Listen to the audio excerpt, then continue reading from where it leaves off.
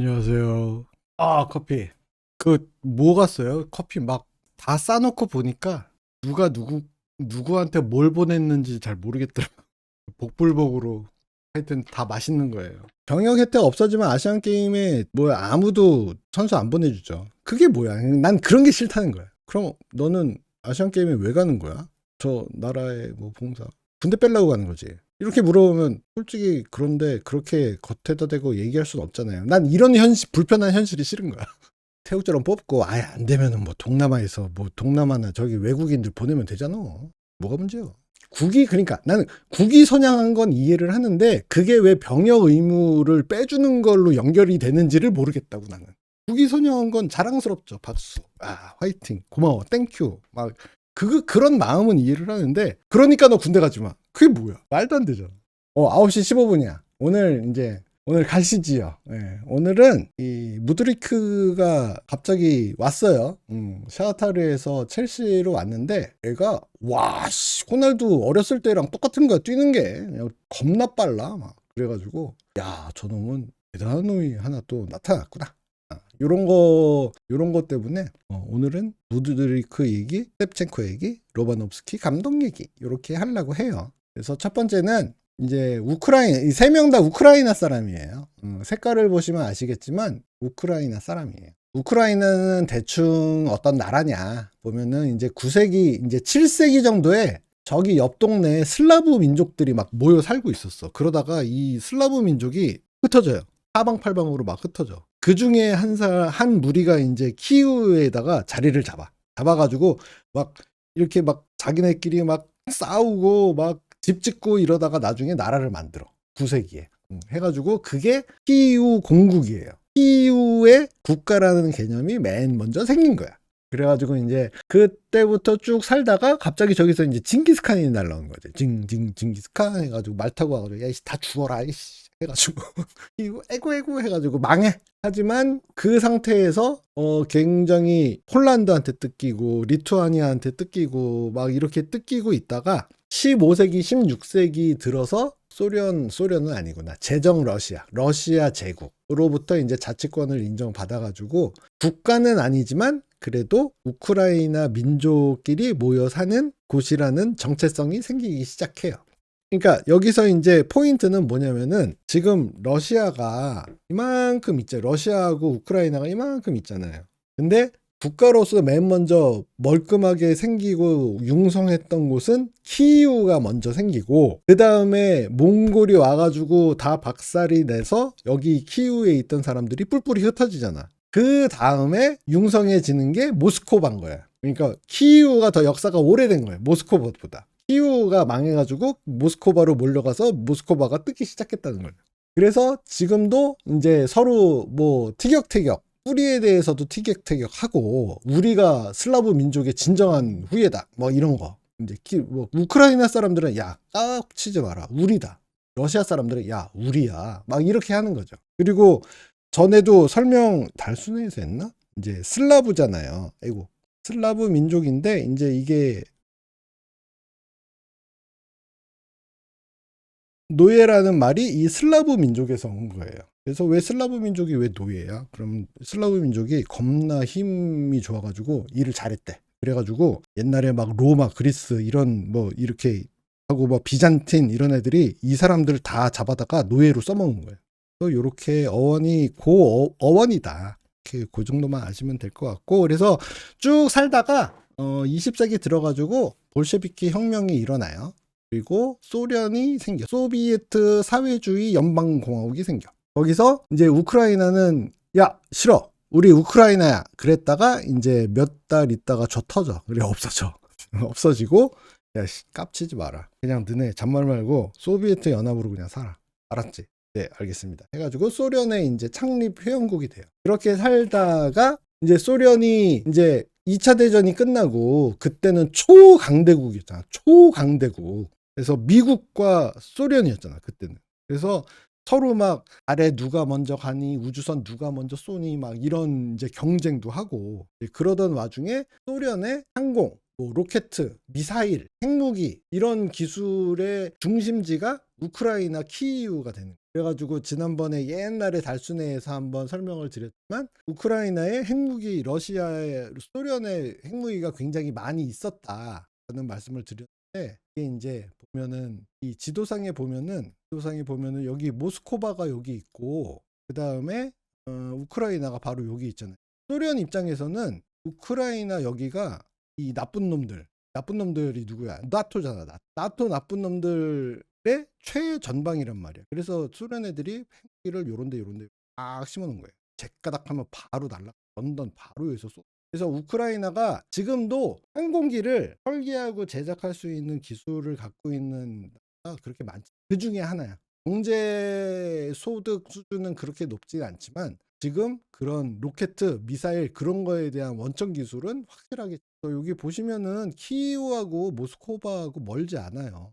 모스코바하고 바로 여기 있어요. 멀지 않아. 이제 바로바로 그냥 쳐들어오는 거예요.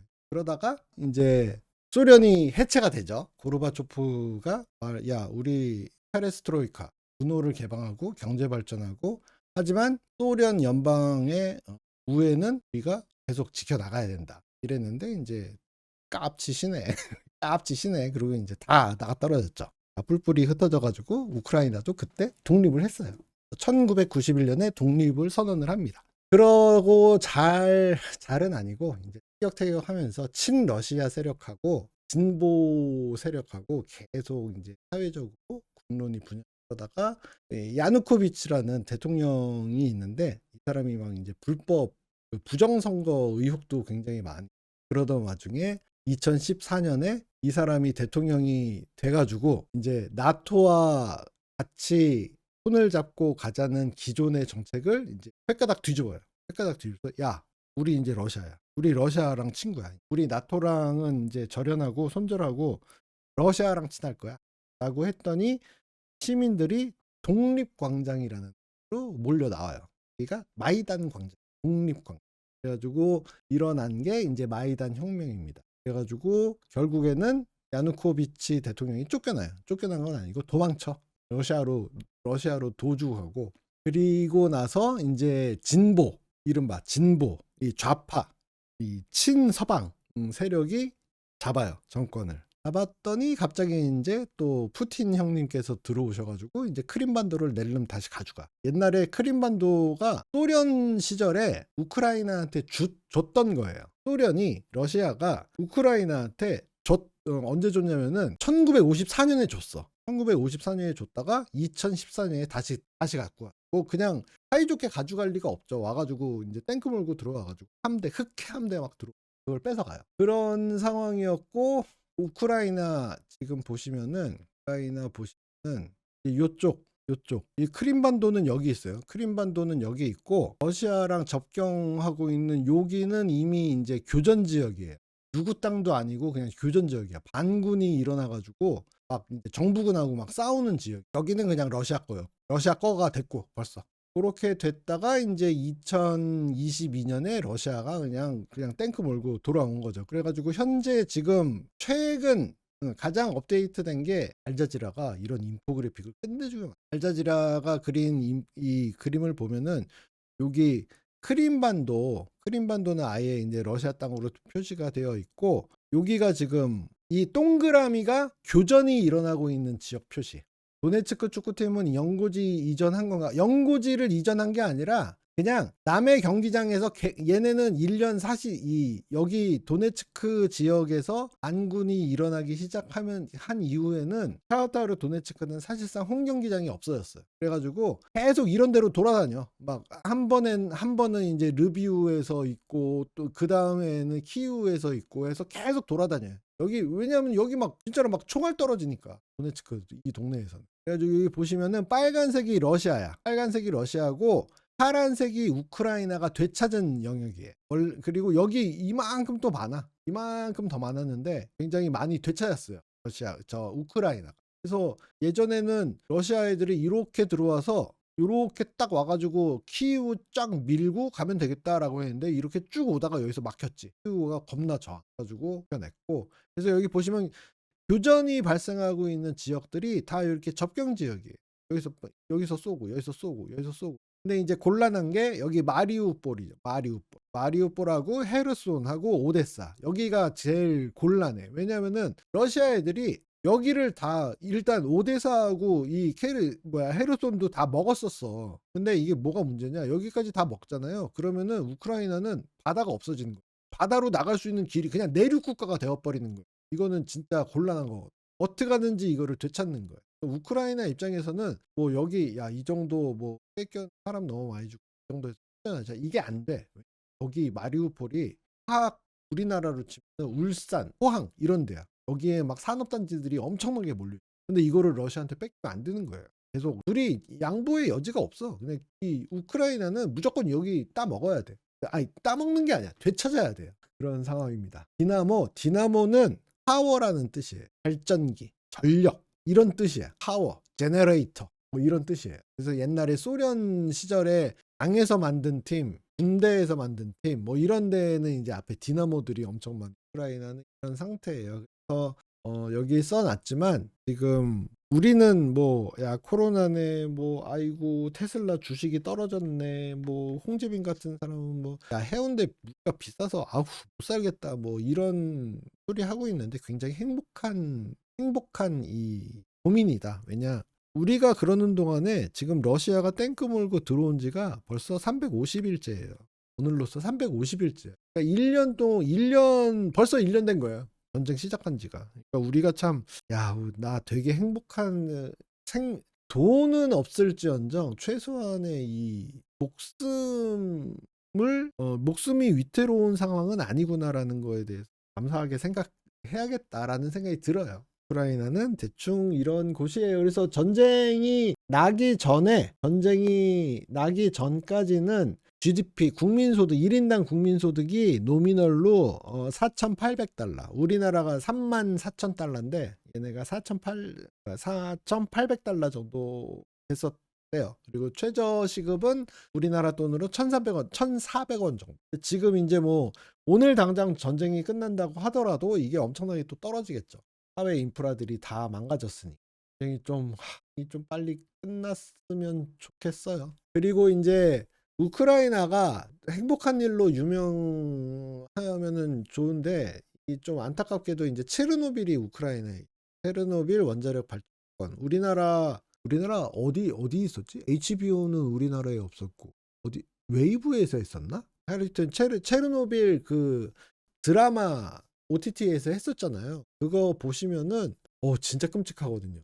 끔찍한데 어쨌든 1986년에 그 체르노빌 원자력 발전소 1호기, 2호기, 3호기, 4호기가 있었는데 4호기가 그 전부터 여기 위험하다. 보수해야 된다. 이런 경고를 계속 했었는데 그 원자력 발전 담당하는 이 부서하고 맨 위에 총서기까지 그런 경고를 무시하고 있다가 빵 터졌어요. 피폭된 사람들이 한 300만 명 정도.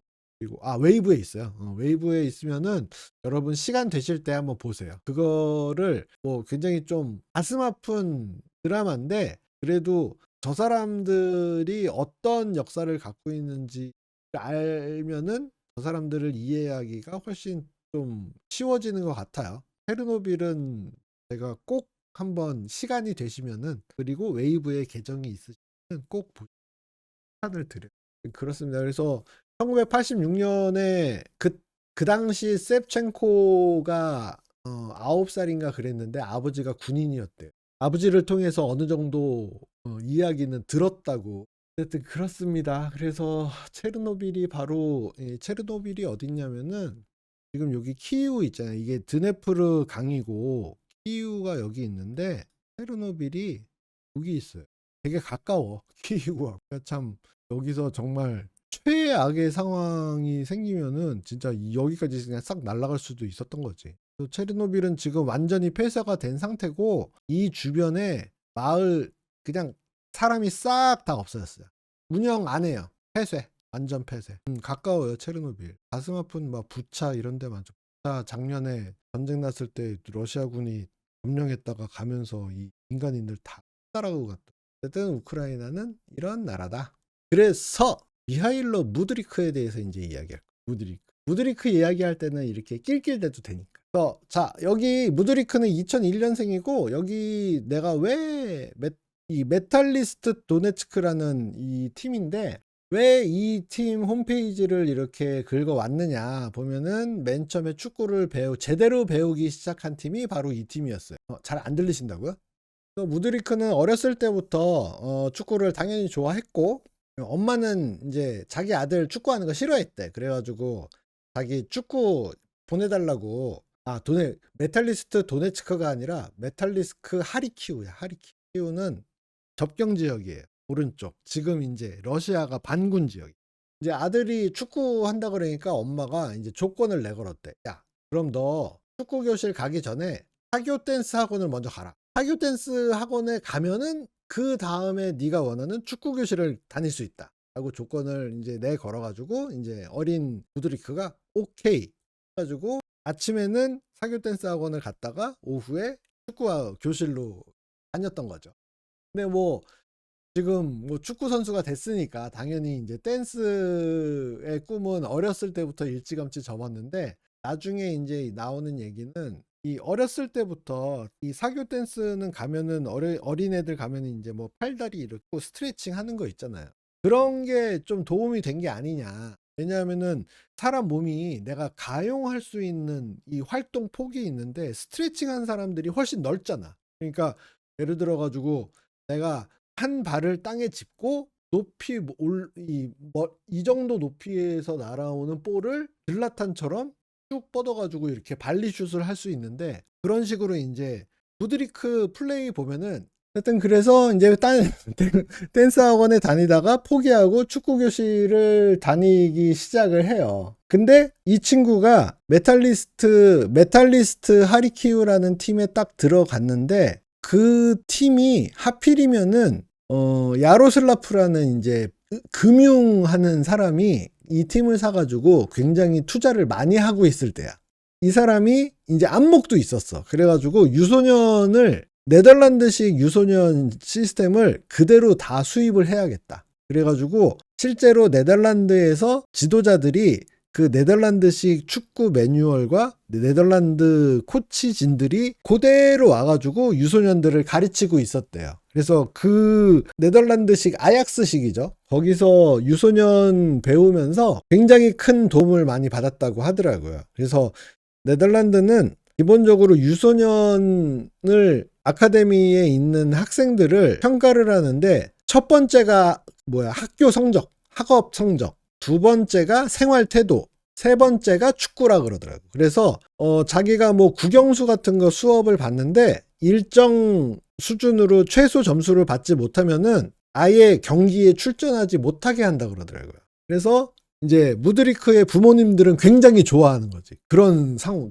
이제 아카데미의 정책을 굉장히 좋아했다고 하더라고요. 근데 이 상태가 오래가지 못해. 2012년에 여러분 아시는 것처럼 2012년에 유로를 해요. 폴란드하고 우크라이나하고 같이 유로를 하고 아까 말씀드린 야로슬라프 회장이라는 사람이 어마어마하게 투자를 해가지고 하리키우에서도 우크라이나에서 4개 도시 대회를 유치를 했는데 그 중에 한 도시가 하리키우가 선정이 된 거예요. 그래서 굉장히 뭐 경기장도 새로 짓고 호텔도 짓고 어마어마하게 투자를 많이 했는데 이 사람이 경기장을 지으면서 하리키우 시 당국하고 뭔가 마찰이 그래가지고 갑자기 이 사람이 손을 떼버려. 2012년.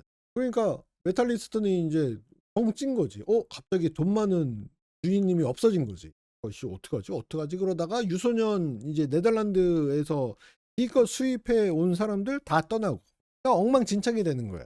그 다음 시즌인가에 주심한테 뇌물 줬다 또 걸려. 해가지고 막 챔스인가 우에파컵 출전권 박탈당하고 그래가지고 팀이 이제 완전히 망가지기 시작해요. 그런 상황에서 이제 무드리크도 여기 있으면 큰일 나겠다. 해가지고 드니프로라는 팀을 거쳐가지고 결국에는 샤흐타르로 가. 그래서 샤흐타르로 가가지고 거기서 이제 성인 데뷔를 하죠. 근데 성인 데뷔를 했는데 처음부터 그렇게 잘 하진 못했다 그러더라고요. 잘은 하는데 애가 맨날 드리블만 하는 거예요. 그러니까 이런 점도 호날두하고 되게 비슷한 거예요. 호날두도 맨유 오자마자 몇 년 동안은 뭐 여러분 기억하시는 분들도 계시고 되게 못했어. 되게 화려하고 막 플랩플립하고 막 헛다리 짚고 막 뛰면은 겁나 빠르고 막 이러는데 상황 판단이 진짜 나빴어. 그래가지고 패스 줘야 할 때 안 주고 계속 볼 질질 끌고 그런다고 욕 되게 많이 먹었거든. 근데 무드리크 이 처음 샤흐타르에서 이제 막 1군으로 데뷔한 이제 17살, 18살 때는 이제 얘도 그랬다고 하더라고. 얘도 그랬는데 그래가지고 이제 기자들도 굉장히 얘를 높이 평가하지 않았고 심지어 이제 U20 대표팀 감독이 있었는데 얘를 뽑지도 않아. 얘를 뽑지도 않아. 왜냐? 저 새끼는 맨날 볼 주면은 지 혼자 그냥 대가리 받고 지 혼자 뛰는 놈이니까 저런 스타일은 나랑 안 맞는다. 그래가지고 U20 월드컵인가를 유로인가 월드컵을 하는데 거기에 안 뽑아요. 그래가지고 무드리크가 이제 슬프다 막 이러고 있는데 갑자기 2021년에 샤흐타르의 감독이 새로 옵니다. 이게 누구냐면은 제르비. 지금 브라이튼 감독. 제르비가 사수올로에서 갑자기 이탈리 사람이 딱 오는 거야. 딱 와가지고 보니까 와씨 무드리크라고 어린애가 있는데 겁나 잘한다. 저렇게 잘하는 애가 왜 안 뛰어? 야, 너 계속 뛰어. 계속 뛰어요. 그러면서 이제 경기도 나가고 제르비 감독이 이제 이것저것 다 가르쳐줘요. 그래서 나중에 무드리크가 이제 그런 말을 했대요. 옛날에는 뛰는데 경기를 전체적으로 내가 이해를 잘 못하고 있었는데 제르비 감독이 와서 가르쳐 주면서 이제는 내가 있는 상황뿐만 아니라 내가 뛰고 있는 경기의 전체를 다 이해를 할 수 있게 되었다. 라고 해가지고 그때와 지금과는 전혀 다르게 뛴다. 그렇게 얘기를 할 정도고 그래서 지금도 제르비 감독은 굉장히 은인이야. 무드리크한테. 되게 큰 은인이에요. 그래서 이제 막 챔스 나가서 플레이오프 나가서 이제 여기서 이기는 팀이 챔피언스 리그 조별리그 가는 상황에서 무드리크가 막 연장전에 결승골 넣고 올라가고 막 그리고 뭐 여러분 아시겠지만 2022 3시즌에도 챔피언스 리그 지금 샤흐타르에서 조별리그 6경기 뛰었는데 얘가 3골 2도움이에요. 어마어마하게 이제 선수가 성장을 한 거죠. 그랬는데 잘 나가는데 이제 갑자기 이제 푸틴의 탱크가 몰려온 거죠. 그래가지고 제르비는 야 나 계속 할래 이러다가 하긴 뭐래 전쟁 났는데. 그래가지고 어쩔 수 없이 이제 이 샤흐타르하고 빠이빠이 계약을 해지하고 제르비는 있다가 브라이튼으로 날아오죠. 그리고 브라이튼으로 날아와서 무드리크한테 야 프리미어리그로 와라 이러고 말은 하고 싶으나 아스날에서 팀을 해놓은 상태야. 아스날에서도 침발르구가 브랜포드에서도 침발르구 레버쿠젠에서 와서도 침발르구 가고 한 명 오고 갈 때마다 이제 돈이 몸값이 500만 유로, 1000만 유로, 1500만 유로, 뭐 2000만 유로 계속 올라가요. 그러다가 아까도 말씀드렸지만 2022-23 시즌 챔피언스 리그에서 얘가 빵 터졌잖아요. 빵 터졌어. 그러면서 몸값이 천정부지로 올라가. 그 와중에 또 첼시는 주인이 바뀌었는데 새로 온 주인은 미친 듯이 돈을. 그래가지고 아스날에서는 마지막으로 이제 뭐 3,500만 유로, 6천만 유로 이렇게 하다가 선수도 무드리크도 자기 이제 아스날에서 뛰고 싶다 막 이러고 있고 아스날에 간 진첸코는 이제 전화해가지고 야 나 첸코 형인데 야 씨 아스날 와라 최고다 막 이렇게 막 살살 꼬시고 있고 해가지고 무드리크 본인도 아스날에 가는구나 나는 이러고 있는데 갑자기 첼시가 나와가지고 라고 해서 갑자기 첼시로 가죠. 결국에는 1억 유로로 갑니다. 1억 유로. 또 뭐 경기 뭐 이미 데뷔도 했고 그랬는데 당연히 재능이 넘치는 선수예요. 근데 이 친구가 1억 유로씩이나 될 수 있나라고 생각하면은 뭐 요즘 시세로 따지면은 저는 그렇게 어마어마한 금액은 아니라고 생각을 해요. 워낙 재능이 있는 선수고 아까도 말씀드렸지만 호날두하고 되게 비슷하거든요. 호날두 옛날에 이렇게 지금의 호날두처럼 크리라고 아무도 생각 못 했는데 그렇게 커 버렸잖아요.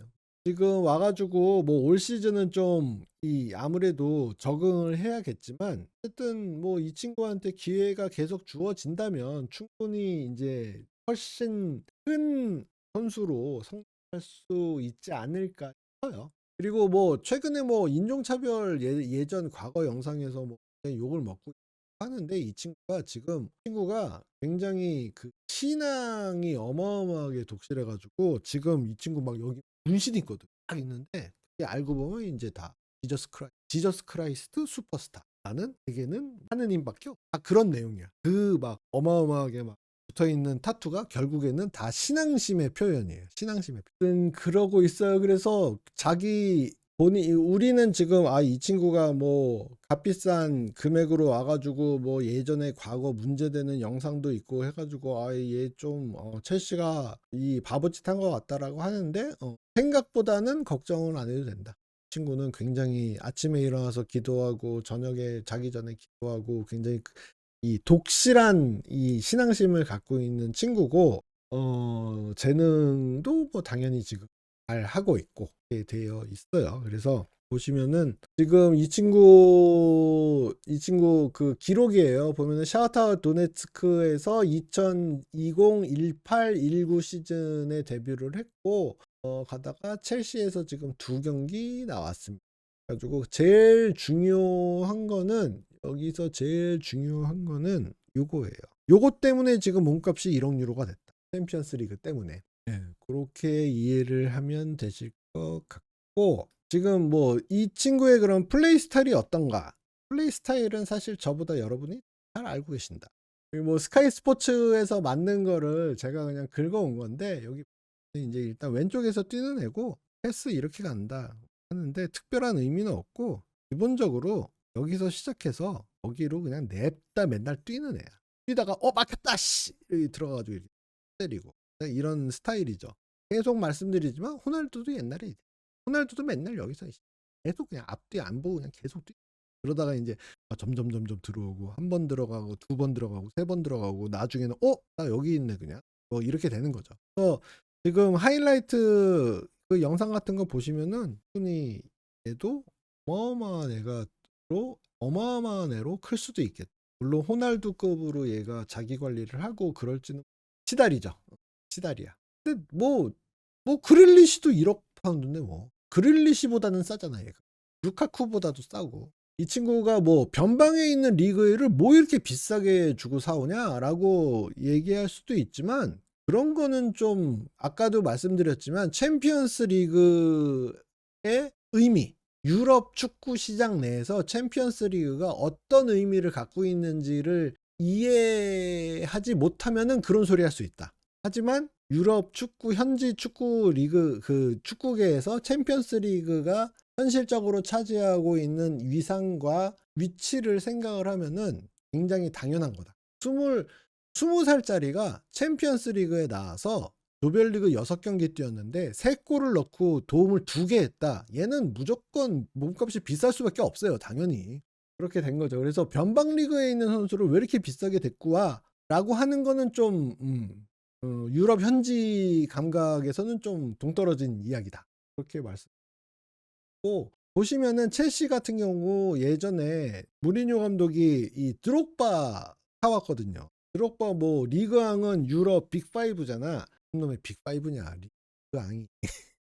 잉글랜드에서 보면 프랑스도 그냥 그 변방이에요. 변방인데 왜 데리고 왔겠어? 갑자기 그 바로 그 시즌에 얘가 드록바가 챔스에서 미친 듯이 골 넣거든. 챔피언스 리그에서 골을 그렇게 넣으면은 몸값이 2배, 3배, 4배 그냥 뻥 튀기가 되는 거예요. 그러니까 이 무드리크도 당연히 챔피언스 리그에서 잘하니까 이렇게 폭발적으로 이 몸값이 이거는 굉장히 당연한 거다. 그래서 우리나라 선수들이 뭐 유럽에 가가지고 뭐 어떤 커리어 패스 이런 거 필요 없고 그냥 유럽에 가서는 챔피언스 리그 나가서 잘하면 돼요. 굉장히 단순하게 생각하시면 돼요. 그래서 요거는 이제 톳 버울리가 가격 이제 온 다음부터 첼시가 이렇게 샀다라고 했는데 많이 사긴 샀어. 그래서 많이 돈을 써요. 돈 많이 쓰는데 뭐 자기가 뭐 불법적으로 쓰는 돈이 아니니까 사업적인 판단으로 해가지고 뭐 금융권에서 빌린 돈이다라고 하는데 그럼 어때? 뭐 자기 돈 갖고 사업하는 사람이 어딨어 세상에 자기 돈 갖고 사업하는 사람 없잖아요. 법인 돈이고 법인에서 빌리는 돈이고 투자하는 거지 당연히. 그러니까 뭐 딱히 이렇게 나쁘게만 볼 필요는 없는 것 같아요. 그리고 뭐 자기 돈 썼다가 지금 맨시티 지금 난리 났잖아요. 자기 돈인데 그렇게 따지면 맨시티 자기 돈 쓴다고 왜 그러냐. 엔소 페르난데스 너무 비싸다에 저도 한 표. 뭐 월드컵 전형적인 월드컵 빨이죠. 월드컵 버블. 모르겠어요. 엔소 페르난데스가 자기 몸값을 해낼 수 있을지 모르겠는데 모르겠어. 그 포지션에서 있는 애를 그 가격으로 월드컵에서 겨우 우승 한 번에 월드컵 버블이 제대로 끼었다. 그렇습니다. 그래서 토드 보울리는 지금 돈을 무지무지 많이 쓰고 있고 무드리크 한 명 사는데도 저렇게 쓰고 여기 보시면 아틀레틱 요 그림 보면은 1월 이적 시장에서 지금 첼시 혼자 이만큼 이제 많이 쓰는 건 문제가 안 되는데 겨울에 이렇게 많이 쓰는 굉장히 좀 이례적이거든요. 과연 이 사람이 이거 책임질 수 있나라는 생각을 하고 겨울에 이렇게 많이 쓰는 절대로 정상적이진 않아. 이게 정상적으로 가려면은 그레암 포터가 아스날이 아르테타가 막 8등하고 계속 8등 할 때도 아르테타를 안 자르고 계속 붙잡고 있었잖아요. 그것만큼 토드 보울리가 그레암 포터를 지켜줘야 돼. 그러면은 이게 의미가 있을 수 있어. 그러니까 그레암 포터가 올 시즌 챔피언스리그 못 나가. 못 따내. 내년 시즌에도 챔피언스리그 또 못 따내. 그래도 지켜줄 수 있어요. 그러면은 이렇게 지금 얼마 쓴 거야? 2억 9천만 파운드 쓴 2억 9천만 파운드 겨울 이적 시장에 쓴 거를 ROI를 나중에는 뽑을 수 있다고 생각을 하는데 만약에 그 전에 포터가 날아간다. 이거는 진짜 좀 뻘짓이 되는 거야. 근데 첼시는 이거 나중에 파이낸셜 페어플레이를 어떻게 맞출지 난 이것도 되게 궁금해요. 맨시티 지금 그렇게 난리 피는데 첼시도 이거 말이 안 되는 거잖아. 토트넘 그러네. 토트넘 꼴찌네요. 토트넘 제로가 어디야? 에버튼, 맨유, 토트넘. 미국 이 사람 미국 사람 맞구나라고 이제 생각된 게 무드리크 계약을 8년 했잖아. 역시 한 번 계약하면 막 6년, 8년 이런 바닥에서 오신 양반이라서 저러나 그러고 있어요. 근데 보울리가 이렇게 돈 왕창 갖다 쓰고 팀 엉망진창 만들고 도망갈 거냐? 그러진 않을 것 같아요. 왜냐하면은 이 팀을 일단 사는데 벌써 5억 파운드 막 6억 파운드 이렇게 썼기 때문에 그 돈을 5배, 10배 이렇게 뽑을 생각하고 들어온 사람이기 때문에 들어와 가지고 흥미있고 뭐 지금까지 돈잔치 빚잔치 했네 나 떠난다 이럴 사람은 아닌 것 같아. 확실히 미국 사람들은 뭔가 사이즈도 다르고 파이낸싱 하는 요령도 굉장히 좋아요. 그런 부분에 대해서는 뭐 그렇게 보울리가 분명히 이 보관이 있기 때문에 이런 미친 스pen딩을 하지 않을까라는 생각이 들어요. 그렇죠. 이렇게 해도 미식 축구는 이길 수 없어. 미식 축구가 짱이에요. 하여튼 그래서 무드리크는 대충 이런 이 배경을 갖고 와가지고 지켜봐야죠. 지켜봐야죠. 근데 유난히 확실히 축구에서 요번에도 느낀 건데 윙어들은 굉장히 매력적인 포지션이라고 생각이 돼요. 윙어들은 일단 달리잖아요. 달린다. 이게 굉장히 다이나믹하고 그러니까 팬들에게 기대감을 주는 최근에 가장 뜨는 친구는 이제 미토마인데 미토마 같은 경우는 손흥민도 마찬가지예요. 뭔가 폭발적으로 치고 나가는 모습이 굉장히 원초적인 우리에게 흥분을 가져다 주는 포지션이다라는 게 한번 무드리크를 보면서도 그런 애들은 그래 확실히 이 야구에서 투수나 뭐 4번 타자가 돋보이듯이 축구에서는 확실히 이 드리블러 혼자 치고 혼자 이 무수한 수비수 사이들을 헤집고 들어가는 이런 친구들이 확실히 돋보일 수밖에 없다 생각이 많이 들어요.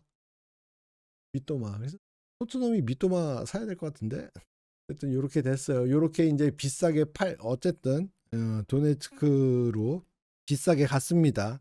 근데 이렇게 비싸게 간 첼시로 비싼 돈을 받고 간 이 우크라이나 선수가 또 한 명 있었죠. 오늘의 두 번째 주인공 셰브첸코입니다.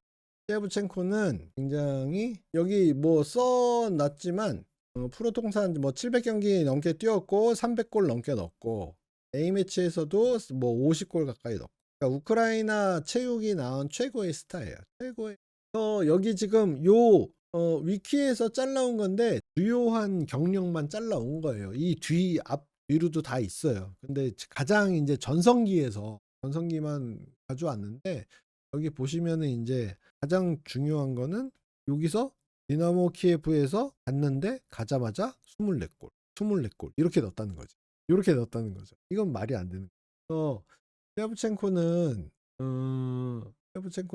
디나모 키예프에 디나모 키우에서 굉장히 유망주로 굉장히 보석처럼 이렇게 대접받던 10대 소년이었는데 셰브첸코가 유럽 축구계의 혜성같이 나타나는 그게 뭐냐?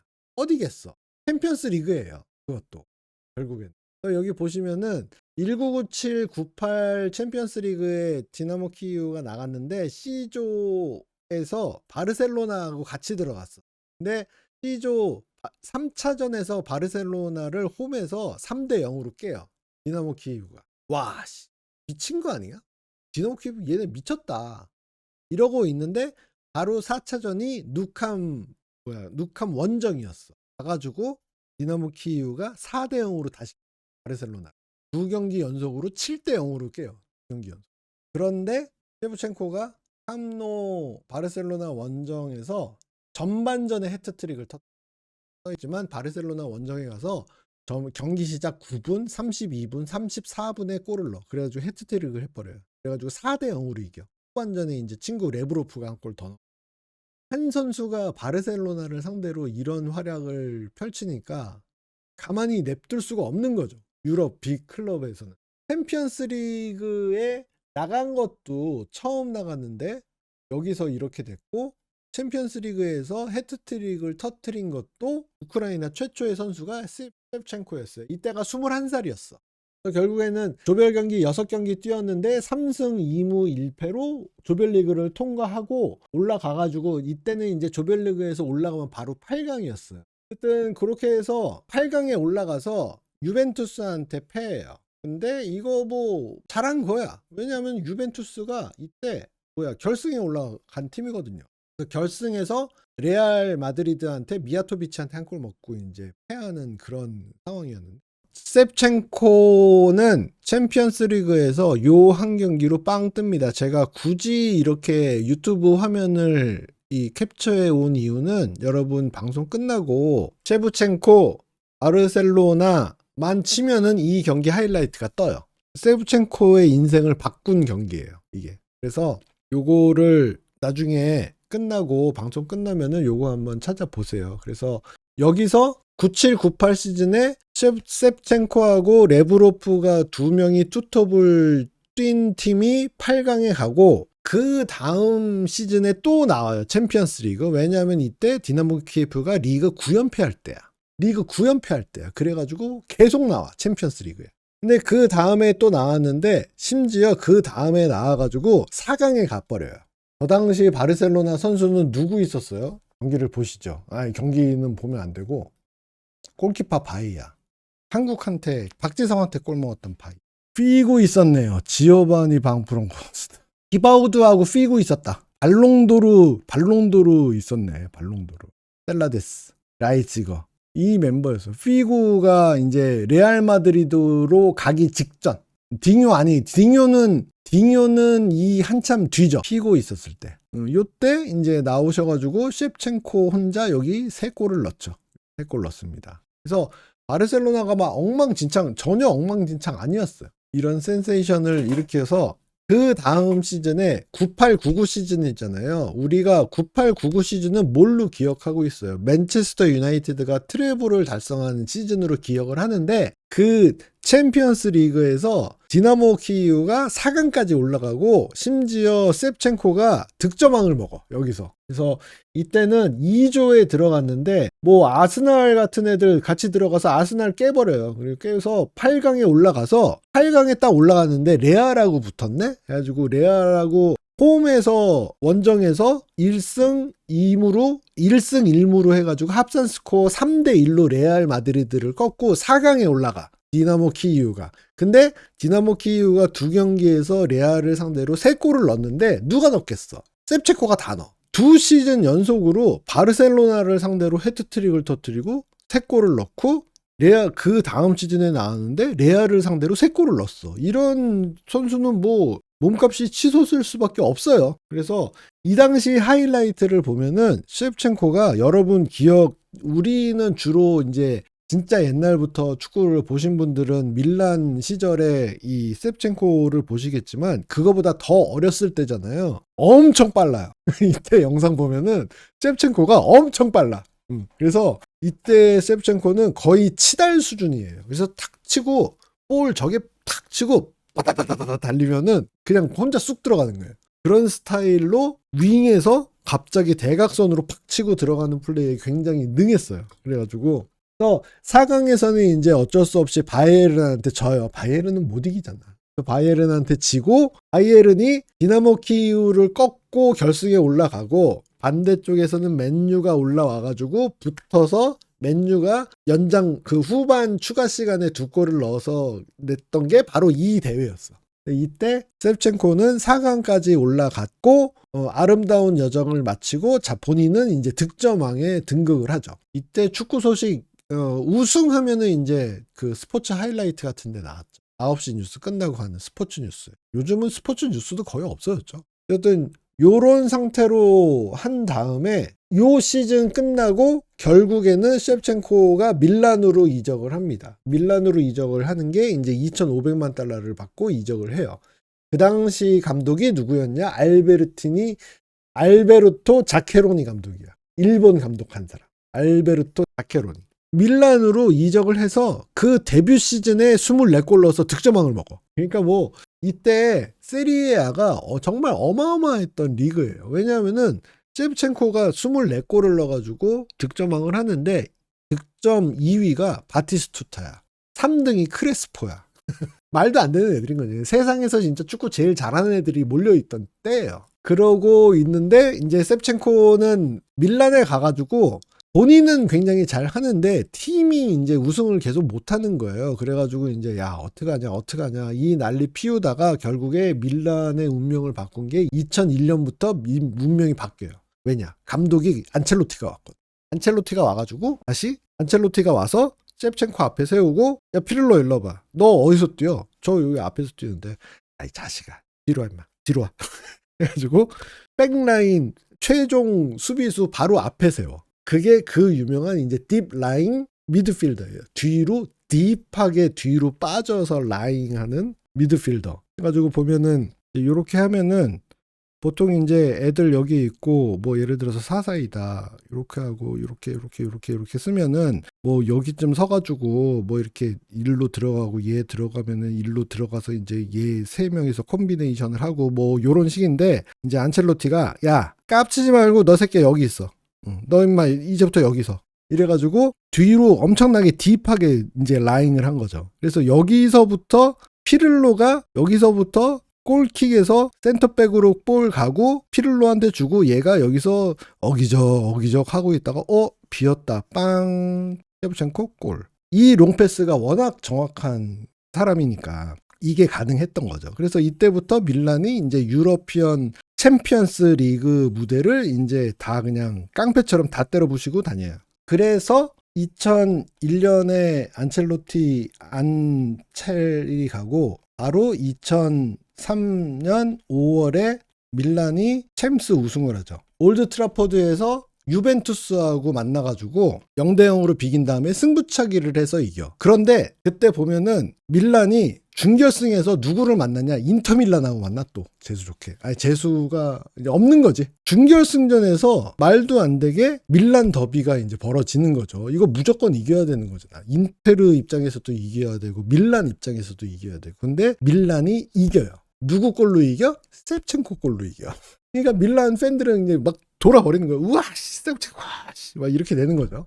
그리고 결승 올라가가지고 0대0으로 비겼는데 승부차기를 시작했지. 마지막 키커로 나서가지고 얘가 골 넣으면은 우승하는 거야. 골을 넣었어. 그게 누구야? 셉첸코야. 그러니까 뭐 밀란 팬들한테는 셉첸코는 그냥 뭐라 그래야 돼? 그냥 절대적인 존재인 거야. 2003년에 마지막 우승 확정하는 페널티킥을 찼는데 여러분 잘 아시겠지만 2005년에 이제 이스탄불에서 리버풀하고 붙잖아요. 챔피언스리그 결승전. 거기서 승부차기에서 밀란의 마지막 키커 골이 막히면서 리버풀이 우승해. 그 마지막 막힌 게 누구냐? 셰프첸코였거든. 그래서 2년 만에 약간 좀 천당에서 이제 지옥으로 떨어진 거죠. 그리고 결정적으로 2005년 이 이스탄불 결승전에서는 셰프첸코가 정말 연장전 막판에 운전 1m에서 슛을 때려. 셰프첸코. 그거를 구덱 손을 맞춰. 구덱이 어휴 했는데 이 손을 셰프첸코가 정확히 맞춰 가지고 볼이 위로 탁, 그래가지고 그 찬스 놓치고 페널티킥 마지막 거 또 실축하고 해가지고 이제 굉장히 좀 슬픈 역사로 남죠, 셰프첸코한테는 이 결승전이. 그래서 우울해하고 있는데 갑자기 런던에서 연락이 와. 유로 2012 런던에서 연락이 와요. 이 연락 딱 전화 받았는데 갑자기 러시아 하네. 누구세요? 나 로만이거든. 로만. 어이, 첼시 사셨잖아요. 내가 샀어. 너 올래? 뭐 이렇게 되는 거죠. 그래가지고 결국에는 로만 아브라모비치가 세상에서 제일 좋아하는 축구 선수는 나는 세브첸코가 제일 좋아. 이렇게 되는 거지. 그래가지고 거금 3천만 파운드를 주고 데리고 와요. 무리뉴는 싫다 그러는데 로만 아브라모비치 회장님께서 너무 좋아해가지고 그냥 데리고. 그래가지고 꾸겨 넣죠. 무리뉴 팀에 세브첸코를 꾸겨 넣어. 근데 이 당시 이제 세브첸코는 이미 전성기에서 내려오기 시작하는 때였고, 결정적으로 좀 우크라이나 국내에서도 입지가 약간 좀 정치 쪽 입지가 별로 좋지가 않았어요. 왜냐하면은 아까 말씀드린 그 마이단 혁명에서 러시아로 토낀 대통령이 있었다 그랬잖아요. 야누코비치. 이 2004년에 셉첸코가 자기 대선인가 의원 나간다고 했다가 마지막에 막판에 후보 사퇴를 해요. 후보 사퇴를 해가지고 그 사퇴하는 이유가 저는 야누코비치 후보를 지지합니다라고 하고 사퇴를 해. 근데 당시 그 성명서를 이제 적어온 성명서를 짤막하게 읽고 가는데 그 표정이 너무 안 좋아. 그래서 사람들이 저거 야누코비치가 뭔가 협박했다. 셉첸코 뒤에서 저거는 100% 협박해가지고 셉첸코는 원하지 않지만 쫓겨나는 거다. 사실상 이렇게 되는 거지. 그런 일도 있었고, 챔피언스 리그 우승 이스탄불에서도 진짜 엉뚱하게 우승을 놓치고 해가지고 심신이 모두 이제 굉장히 지친 상태였던 거서 첼시에 간 거. 그러니까 이제 뭐 무리뉴 감독은 자기 별로 안 좋아하지, 자기 동기부여도 다 떨어졌지. 왜냐하면은 지금 셰프첸코는 챔피언스 리그에서도 발롱도르까지 받아. 이런 상황인데, 난 그냥 밀란에서 계속 살고 싶은데 왜 진짜 로마시 이러다가 막 이제 밀란하고 작별해가지고 간 거였거든. 그러니까 이거 잘 될 리가 없지. 그래가지고 굉장히 이제 흑역사로 남죠. 첼시 시절에 흑역사로 남았다가 밀란으로 이제 임대 복귀를 하는데도 이미 이제 뭐 완전히 그냥 하락하는 속도가 더 빨라진 상태에서 이제 한 시즌 반인가 2시즌 동안에 이제 2골밖에 넣지 못해요. 끝났는데 그럼에도 불구하고 밀란 팬들한테 카카하고 셰프첸코는 그냥 절대적 존재예요. 지금도 뭐 절대적 존재. 감독으로서 이 뭔가 좀 뭐라 그래야 돼? 실적을 남기면은 카카는 모르겠다. 카카는 뭐 이제 워낙 교회를 열심히 다녀가지고 어떻게 뭐 지도자를 할지 모르겠는데 셰프첸코는 지도자를 하잖아요. 셰프첸코는 감독으로서 좀만 실적 좀 쌓으면 언제든지 밀란 감독할 수 있다. 이렇게 되는 거예요. 이런 사람인 거죠. 해가지고 밀란 더비 역대 최다 득점자예요. 셰프첸코가. 밀란 역대 토탈 통산 득점에서도 2위예요. 세브첸코 굉장히 빠른 선수였다니까. 어렸을 때 막 호리호리했을 때 어마어마하게 빨랐어요. 하지만 뭐 나중에 이제 은퇴는 자기의 고향인 이제 디나모 키우에 가서 은퇴를 하죠. 이렇게 되어 있는데 세브첸코가 만든 이 장면 중에 제일 유명한 장면을 보면 이 장면이에요. 챔피언스 리그에서 2003년, 2002, 2003 시즌에 우승을 하고 그 트로피를 들고 키이우로 돌아가서 자기의 은사의 묘지 앞에 찾아가가지고 1년 전에 돌아가신 이 은사에게 찾아가서 트로피를 받죠. 그리고 2004년도에 발롱도르를 받았는데 그 발롱도르를 또 받고 또 가. 해가지고 선생님 제가 왔습니다. 이 사진이 이제 굉장히 좀 감동적이죠. 그래서 이때 이제 얘기를 한 게 감독님께서 내가 준 것에 대한 내 나름대로의 감사하는 이 제스처였다. 감사하는 표시였다. 이렇게 얘기를 하고 감독님이 나에게 뭐 준 것에 비하면은 이건 아무것도 아니고 나를 가장 크게 바꾼 지도자였고 나에게 인내심을 가르쳤고 내 안에 노력의 미덕 그다음에 상대방에 대한 존중의 중요성을 심어주셨다. 그래서 내 축구 경력에 초석을 다져주신 분이다고 해가지고 요렇게 딱 가서 트로피를 탁 멋있는 거지. 요 사진이 굉장히 유명해요. 그래가지고 요 사진을 이제 어떻게든지 구해서 여기다가 멋지게 프레젠테이션에 붙이고 싶었는데 이거 걸리면 철컹철컹 이렇게 저작권이. 하여튼 이 좀 굉장히 멋있죠, 진짜로. 얼마나 자랑스럽겠어. 자기가 키운 유망주가 이렇게 나중에 발롱도르를 받고 와가지고 자기 묘지에 붙이는 거야. 얼마나 멋있어. 이런 감동적인 이제 스토리를 만들었어요. 이게 뭐 브라질 선수고 뭐 이런 뭐 프랑스 선수고 이러면 모르겠는데 우크라이나 선수죠. 우크라이나 선수가 이런 그 발롱도르를 받아오는 거는 이건 말이 안 되는 거. 이렇게 아직도 이렇게 동유럽 특유의 이렇게 어르신을 공경하는 마음도 좀 우리랑 좀 일맥상통하는 것 같고 가지고 딱 받쳐요. 그러면은 도대체 이 아저씨 누구라고 하는 거지. 뭐야? 누군데 지금 셰프첸코 지금 여기 가가지고 이거 치고 이러는 거. 이 아저씨가 누구냐? 지금부터 또 설명을 해드릴게요. 이 아저씨의 이름은 발레리 로바노브스키 감독이에요. 발레리 로바노브스키 감독. 가지고 간단히 설명을 드리면은 여기 뭐 적어 놓은 것처럼 디나모 키이우 감독을 3번 했고 그 다음에 소련 감독도 3번 했어요. 손준희 위원이 뭐 그래서 감독으로서 60년대 말부터 시작해가지고 90년대 중반까지인가 감독 생활을 하셨고 굉장히 오래 하셨죠. 굉장히 오래 했고 여기 적어놓은 것처럼 디나모 키이우에서 3번에 걸쳐가지고 감독을 하는데 그 3번 모두 말도 안 되게 빛나는 업적을 쌓. 보면은 뭐 소련 그 우크라이나 독립되기 전에는 이제 디나모 키이우가 소련 리그에서 뛰잖아요. 소비에트 프리미어 리그 거기서 뛰었는데 소련 일부에서 8번 우승, 6번 우승. 독립한 다음에 우크라이나 일부 5번 우승, 우크라이나 컵 3번.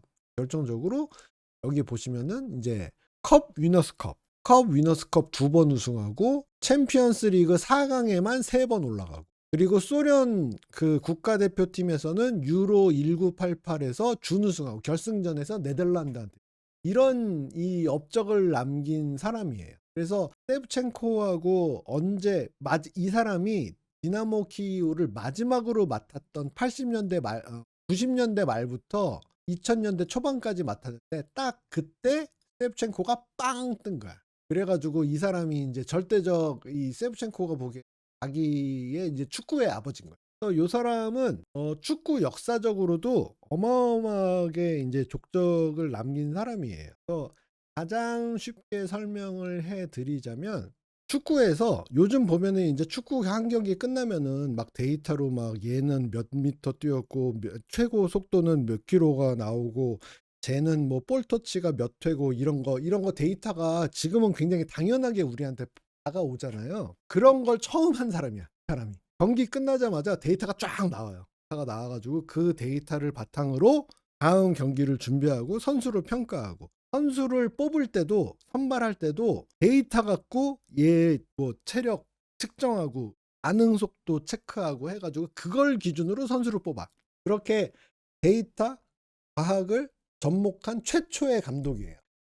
좀 나쁘게 말하는 게 아니라 이제 약간 이 소련의 이제 로봇 축구 약간 그런 느낌 있잖아요. 그런 느낌이야 이 사람이. 그러니까 이 사람이 보기에는 축구는 혼자 잘하는 놈이 혼자 하는 게 아니야. 11명이 똘똘 뭉쳐가지고 하나의 이 팀이 돼가지고 자기에게 주어진 역할을 정확히 수행을 할 때 그 팀은 승리를 하는 거고 축구를 그렇게 할 수 있다고 믿는 사람이에요. 옛날에 소련이 이제 계획 경제 뭐 이런 거 하잖아요. 계획 경제 해가지고 한 다음에 야 너는 여기서 너는 방직 공장에서 면을 짜고 너는 물레방앗간에서 쌀을 빠고 너는 석탄 탄광에서 해서 각자의 역할을 하면은 우리 소련은 이렇게 올해 말에 이 정도 벌 수 있어. 그런 거 다 계획해가지고 하잖아.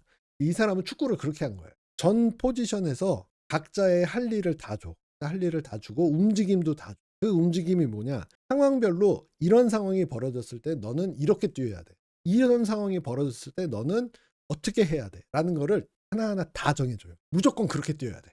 그래가지고 이 사람이 얘기를 하는 거 여기 적어놨지만 공격과 수비는 포지션이 아니라 볼을 점유하느냐 안 하느냐에 따라 가지고 결정되는 거다. 그렇기 때문에 볼을 내가 갖고 있으면은 수비수도 공격을 해야 되고 볼을 내가 빼앗긴 상태면은 공격수도 수비를 해야 되는 거예요. 이렇게 이게 우리가 지금은 굉장히 당연하게 알고 있는 토탈 풋볼인 거예요, 결국에는. 그래서 이 사람이 1970년부터 디나모 키이우에서 이제 빛나는 눈부신 성과를 내기 시작했는데 그때 하필이면 또 네덜란드에서 리누스 미일스라는 감독이 아약스와 함께 또 토탈 풋볼을 만들잖아요. 거의 비슷한 시기에 리누스 미엘스하고 우크라이나에 있는 디나모 키이우라는 팀의 이 발레리 로바노프스키 감독하고 둘이 독보적으로 전술 체계를 갖고 있고 축구 이 철학을 갖고 있는 독보적인 감독이 두 명이 동시대에 활약을 한 거예요. 그래서 이 사람은 이 로바노프스키는 그래서 혼자 이런 걸 다 했냐? 혼자 다 하지 못하고 맨 처음에 디나모 키이우에서 이제 선수 은퇴를 하고 딴 팀에서 감독 데뷔하고 다시 돌아왔는데 당시 그 동네에 있던 대학교에 이제 젤렌초프라는 과학자가 있는 거예요. 그러니까 아나톨리 사람 이름이 제일 어려워. 아나톨리 젤렌초프라는 교수가 있는 사람이 그 물리학과 학장이었어. 이 사람도 축구를 굉장히 좋아해가지고 데이터를 통해서 모든 거를 선수 능력을 측정할 수 있고 축구 경기도 내가 프로그래밍을 이렇게 짜서 이렇게 분석할 수 있다 해서 그걸 로마노프스키 감독의 말을 듣고 감독이 보니까 이거 대단한 거야. 요거 그대로 해도 되겠다 해가지고 둘이 짝짝꿍을 먹어가지고 계약을 맺어가지고 스포츠 사이언스를 축구 일선 필드에 본격적으로 적용을 하기 시작한 거예요. 그래서 이 젤렌초프 교수는 얼마나 대단한 사람이냐면은 컴퓨터 게임 같은 거를 이제 다 구현을 해가지고 그 게임을 하면서 선수들의 이제 능력을 측정을 하는 거야. 개인 신체 능력을. 반응 속도 뭐 이런 거를 다 측정해가지고 그 데이터만 기준으로 해가지고 선수를 뽑아. 그래가지고 얼마나 이 사람이 갖고 있는 그 방법론이 얼마나 대단했냐면은 나중에 이제 그 로마노프스키 감독이 쿠웨이트 국가대표팀 감독을 잠깐 맡은 적이 있는데 쿠웨이트에 딱 갔더니 쿠웨이트 축구협회에서 국가대표 선수 후보라고 150명 리스트를 줬. 여기서 네가 뽑아 라고 했는데 뭐 선수 아무도 모르잖아. 얘네 다 누구야. 하지만 우리에게는 선수 능력평가 프로그램이 있지. 그래가지고 그 프로그래밍으로 150명을 다 돌려가지고 28명을 최고점 나온 애를 28명을 뽑았대요. 뽑아가지고 야 우리는 얘네 뽑을 거야 라고 딱 줬는데 쿠웨이트 축구협회에서 깜짝 놀란 거야. 28명 중에 23명이 기존 대표팀 선수였던 거야. 그러니까 선수를 얘네가 뛰는 거 보지도 않은 사람들이 프로그래밍만 돌려가지고 얘네가 제일 축구 잘해 라고 찍었는데 대부분 다 맞춘 거지. 그러니까 굉장히 좀 뭐 획일화돼 있고 오류도 분명히 있을 법하고 하지만 어쨌든 젤렌초프 교수의 그 프로그래밍이 어마어마하게 실전에서도 잘 써먹힐 수 있는 이 프로그램입니다. 80년대 얘기, 90년대 얘기. 지금 말씀드리면은 뭐 크게 뭐 대단해라고 느끼실 수 있지만 여러분 잘 아시는 것처럼 옵타 스포츠가 본격적으로 이 유럽 축구 씬에서 경기 데이터를 수집하기 시작한 때가 21세기예요. 2003년, 2006년 이때부터 겨우 데이터를 수집하기 시작했어. 근데 그거보다 이 사람은 20년 먼저 지금 그 짓을 하고 있었던 거예요. 20년 전. 그래서 소련 국가대표팀을 맡았을 때도 되게 이제 논란이 많았대요. 왜냐하면 이 사람은 그 프로그래밍을 통해 가지고 뽑으니까 기존에 이제 나중에 최종 명단 나왔는데 기자들이 보니까 이상한 거야.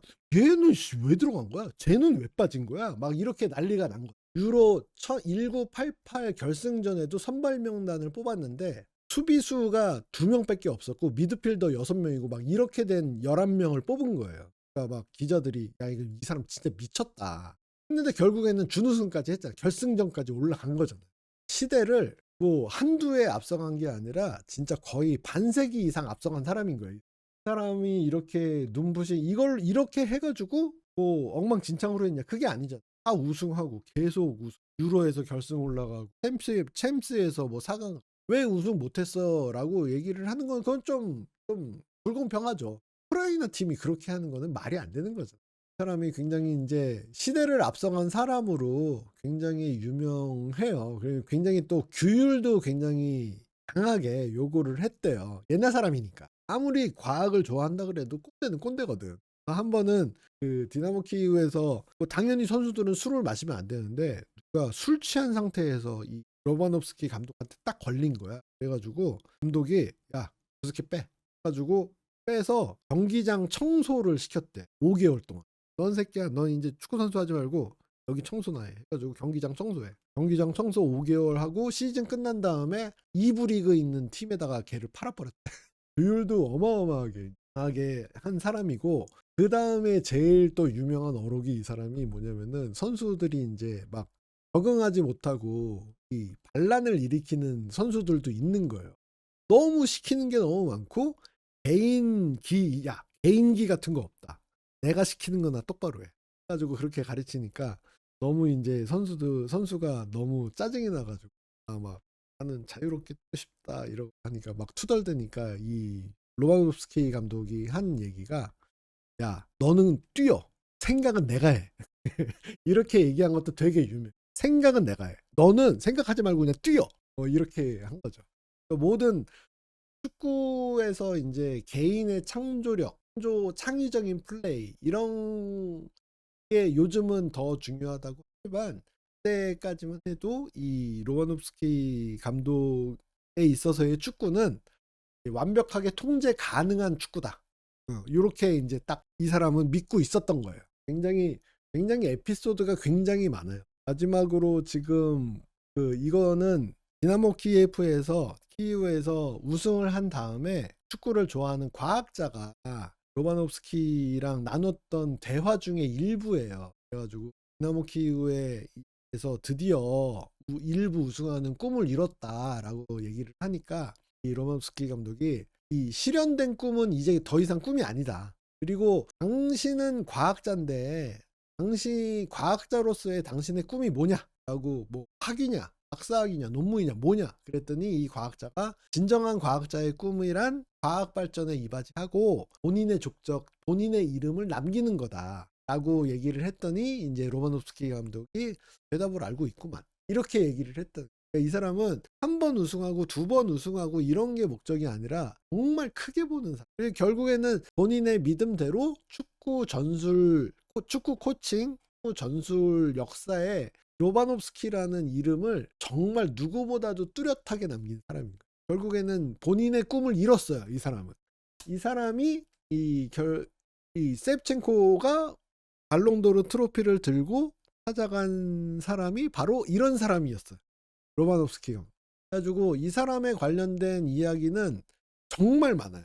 정말 많고 우리나라에 나와 있는 책 중에는 풋볼 어게인스트 에너미라고 사이먼 쿠퍼가 쓴 책이 있는데 우리나라에 번역이 돼서 나와서 옛날에 지금도 있는지 모르겠어요.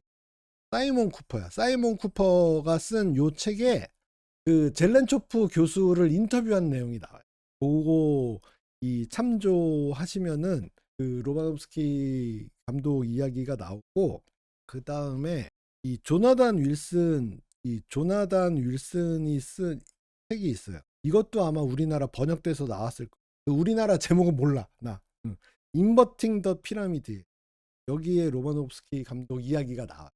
혹시나 시간이 남는다. 아 뭐하지? 라고 생각하시는 분은 요 책 2개에 참조하시면 됩니다. 이북으로는 당연히 있을 거예요. 구글 뭐 플레이북스나 이런 데 가면 원투펀치에서 한준희 위원이 로바노프스키에 대해서 설명해 줬어요. 뭐 워낙 유명한 사람이죠. 이 사람이 그 인버팅 더 피라미드 보면은 이 로바노프스키 감독이 포지션별로 한 경기당 어떤 플레이를 몇 회 이상 해야 되는지가 다 정해져 있어요. 조나단 윌슨은 되게 유명한 사람이에요. 유로 갈 때마다 맨날 같이 수다 떨고 그랬는데. 그래서 로바노프스키 감독 그 표를 보면은 되게 황당해요. 요 가운데 있는 할아버지가 로바노프스키 감독의 스승이야. 마슬로프 감독. 포워드는 한 경기당 숏패스를 몇 개 해야 되고 롱패스 몇 개 해야 되고 태클은 몇 번 해야 되고 슈팅 시도는 몇 번 해야 되고 이런 게 포지션별로 다 정해져 있어. 몇 번 이상 해야 돼. 무조건 해야 돼. 그런 거를 다 정해놓은 사람인 거예요. 그 당시 이런 생각으로 코칭을 했다는 것 자체가 좀 머릿속에 뭐가 들었으면 저런 생각을 할까? 1970년대 사람이 이런 사람인 거예요. 이런 사람이 이렇게 셰프첸코에게는 어마어마하게 축구의 이제 멘토이자 영웅이자 스승인 거야. 아버지 조나단 윌슨? 나 친해. 조나단 윌슨하고 나 친해. 왜냐? 유로 갈 때마다 만나거든. 아, 나 힘들다. 나 잡지 하나 냈는데. 장사가 안 돼. 서로 막. 요 묘소를 마지막으로, 마지막은 이제 우리 레드잼이 주간 레드답게 이제 구글 어스로 해야 되잖아. 조나단 윌슨 이 채널 구독 안 했을 거야. 구독 좀 하라 그럴까? 진짜. 여기가 키F인데, 키이우죠. 키F 아니지. 키이우인데, 여기가 아까 말씀드린 그 마이단 혁명이 일어난 그 독립광장이에요. 그러니까 시내 한 가운데라는 거지. 뉴스 보시면은 사진에 굉장히 많이 나오는 그 황금, 맨 위가 황금으로 장식된 탑이 있거든요. 그게 여기예요. 요거 굉장히 많이 나오잖아요. 뉴스에. 전쟁 일어나면서부터 그 이후에도 더 많이 나왔거든요. 여기가 이제 마이단 광장이고 여기서 이제 민주혁명이 일어난 거죠. 여기가 바로 여기 있잖아요. 여기서 뒤로 좀만 가잖아. 여기 탑이 있고 뒤로 좀만 가잖아. 요거예요. 요거 묘지 로바노프스키 감독. 여기 있네. 요거야 요거. 아까 그 셰프첸코가 가가지고 트로피 한 게 여기예요. 여기 묘지이자 추모 공원이자 로바노프스키 감독을 추모하는 곳이자 디나모 키예프 홈 경기장으로 들어가는 정문이야. 여기가. 여기 보시면 여기 아까 흰색 이 건축물이 있고 여기에 이제 동상이 있잖아요. 여기로 딱 들어가서 삐리비리비 하면 여기가 경기장이야. 여기가 디나모 키예프 홈 구장이에요. 홈 구장 이름이 뭐냐? 로바노프스키 스타디움이야. 뭐 영웅이에요. 가장 그렇지. 백범 김구선 위대한 인물인 거예요. 우크라이나 이 근현대사에서 이 로마노프스키 감독이 가장 위대한 인물인 거예요. 지금 진짜 여기까지 막 망가져 있고 그러진 않겠지 설마? 슬프다. 이렇게 되게 슬픈 게 아까 사진으로 보셔서 아시겠지만 여기 가면 사람들이 이게 평화롭게 막 사진 속에 있는 거야 사람들이. 근데 여기가 지금 전쟁이 났다는 게 참 진짜 믿어지지가 않아. 지하철이 있나 보다. 요런 곳이에요. 그래서 로마노프스키가 우크라이나 키이우에서 어떤 존재인지는 요거를 보시면은 아실 수 있고, 심지어 로마노프스키 대로가 있어요. 대로가 있는 건 나도 솔직히 처음 알았거든 지금. 요번에 처음 알았는데 로마노프스키 대로예요. 고속도로야. 경부선이야. 그냥 조그만 골목이 아니야. 어마어마하게 넓어. 이 대로 이름도 로마노프스키 에비뉴예요. 얼마나 대단한 사람인지 우리가 좀 미뤄 짐작할 수 있는 거죠. 이런 걸 보면은. 오늘 무드리크로부터 시작해가지고 셰프첸코를 거쳐서 이제 로마노프스키 감독까지 왔습니다. 근데 푸틴은 난 이해가 안 되는 게, 전쟁하는 거는 전쟁도 당연히 해서는 안 되겠지만 내가 우크라이나를 침략하겠어, 먹겠어. 왜냐하면 원래 우크라이나라는 나라는 없는 거야. 러시아가 봤을 때 너네는 그냥 우리 일부였잖아. 언제부터 너네가 나라였어. 뭐 그렇게 생각하는 것까지도 내 뭐 생각이야 자유니까. 근데 그걸 차지하기 위해서 탱크를 몰고 가고 비행기 미사일 쏘는데 그렇게 싸우는 자기네 러시아 군인들도 어마어마하게 죽고 있잖아요. 그 사람들은 왜 죽이는 거야? 푸틴이? 나 그걸 모르겠어. 그게 더 이해가 안 돼. 진짜 전쟁을 일으키는 사람들이 정말 잔인하다고 느끼는 게, 적을 죽이는 건 내가 이해를 하겠어, 내가. 근데 왜 그러기 위해서 자기 자식들까지 왜 죽이는 거야? 뭐 네 아들 먼저 보내든가. 보니까 딸은 어디서 행복하게 잘 살고 있더만. 자기 자식은 하나도 안 보내면서 왜 남의 자식들은 그렇게 이 사지로 몰아내가지고 다 죽이는 거야? 난 그게 이해가 안 돼. 속전속결. 이런. 솔직히 나도 속전속결로 끝나는 줄 알았어요. 근데 러시아가 더럽게 싸움을 못해. 어쨌든 이런 상황입니다. 핵은 빨리 분별이 가능한 사람이라면 핵은 안 쏘겠죠.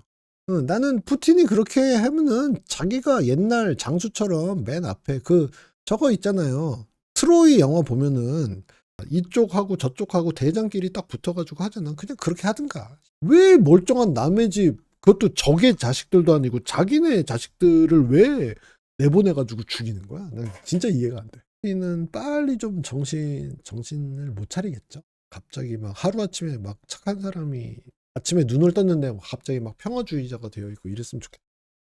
우크라이나 지금 어젠가 영국 갔죠? 아마 그 수낙 총리하고 막 하고 있는데 이 수낙 총리하고 만나고 있고 젤렌스키는 계속 탱크 달라, 뭐 전투기 달라 이러고 있고 오늘 이제 소련이 아니라 러시아 외무 그 국방성에서는 이제 전투기는 곧 뭐를 의미한다 막 이렇게 진짜 세게 얘기했는데 351일째다. 350일째가 굉장히 오늘도 계속 막 세게 막 서로 얘기하고 있어요. 현장에서는 막 총 쏘고 싸우고 있고 실감이 안 가지. 근데 사실 우리는 진짜 싸우나? 진짜 솔직히 우리는 그렇게 싸운 걸 한 번도 본 적이 없으니까. 전술 데이터 수집 역사. 아까 그 말씀드린 그 책, 그 페이퍼백으로는 하려면은 뭐 배송비 같은 거 드는데 요즘 뭐 이렇게 아마존이라든가 구글 플레이북이라든가 그런 데서는 이북으로 당연히 나와 있으니까 한국 번역된 거 읽으시면 되는구나. 뭐하러? 되게 바보 같은 말을 했네 내가. 번역된 걸 찾으셔가지고 베이징 그 동계올림픽 끝나자마자 쳐들어갔잖아. 아시안 게임도 안 껴줬으면 좋겠는데 또 껴주겠지 뭐. 아시겠지만 아시안 게임이 그렇게 비즈니스적으로 흥하는 대회가 아니거든요. 근데 사실 러시아 나오면은 비즈니스적으로는 도움이 되니까. 돈은 근데 미국이 또 많이 써요. 미국이 지금까지 200억 달러인가 그렇게 줬을걸? 우크라이나한테. 러시아 아시아 축구로 아시아 축구밖에 없죠 나올 때가. 근데 아시아 축구가 받아주겠지. 돈 좀 내고 받아주겠지. 그런 거 보면 아시아는 좀 의견 통일하기가 진짜 힘들잖아요. 동쪽에 있는 한중일도 의견이 안 모이는데 서쪽에 있는 중동 애들 있지, 동남아 애들 있지, 의견이 모일 리가 없잖아. 러시아 축구 우리랑 비슷할 거예요. 러시아 피파 랭킹 지금도 있나? 피파 랭킹 2020년 12월 기준으로 39위네. 우리랑 비슷하네요. 얘네도 보면은 나라 떡대에 비해서 참 축구 못해요. 아시아 참가국의 각 1,000억씩 괜찮은데? 요번 월드컵에 우크라이나가 나왔으면 인상적이었는데 우크라이나가 웨일즈한테 졌지? 하여튼 눈치가 없어 이 새끼. 피파 월드컵 우에파 퀄러프 웨일즈 가레스 베일한테 진 거야. 눈치가 없어. 누가 봐도 요번에는 우크라이나가 나와야 되는 타이밍이잖아. 그래서 오늘 무드리크야 앞으로 계속 우리랑 접할 일이 굉장히 많을 것 같은 선수니까 딱히 안 외우셔도 되고 시엡첸코는 굉장히 유명한 선수니까 또 몰라도 되고 오늘 기억해야 되는 이름은 이제 발레리 로바노프스키라는 감독이 있었다. 엄청나게 시대를 앞서간 사람이었다. 그것만 기억하시면 될 것 같아요. 유로 아까 말씀드린 1988 파이널이 소련하고 네덜란드하고 붙었거든요. 그런데 70년대에 시대를 앞서간 두 감독이 맞대결을 펼친 거예요. 1988년 그 유러피언 챔피언십에서 로마노프스키 감독의 소련과 미엘스의 네덜란드가 붙은 거죠. 이것도 굉장히 역사적으로 정말 의미가 깊은 결승전이었던 거예요. 결국에는. 이게 1988 유로에서도 참 아쉬웠던 게 소련이 조별리그에서 네덜란드를 이기고 올라왔는데 결승에서 다시 만났는데 2대0으로 진 거예요. 근데 유튜브에서 소비에트 유니언 소련하고 네덜란드하고 1988년 유로 결승전을 찾아보세요. 이거는 과학의 영역으로는 넘을 수가 없는 영역에서 소련이 패해요. 왜냐? 이 결승전에서 마르코 반바스턴이 넣는 골을 그 영상을 보세요. 골을 저렇게 넣으면 우리가 어떻게 이겨?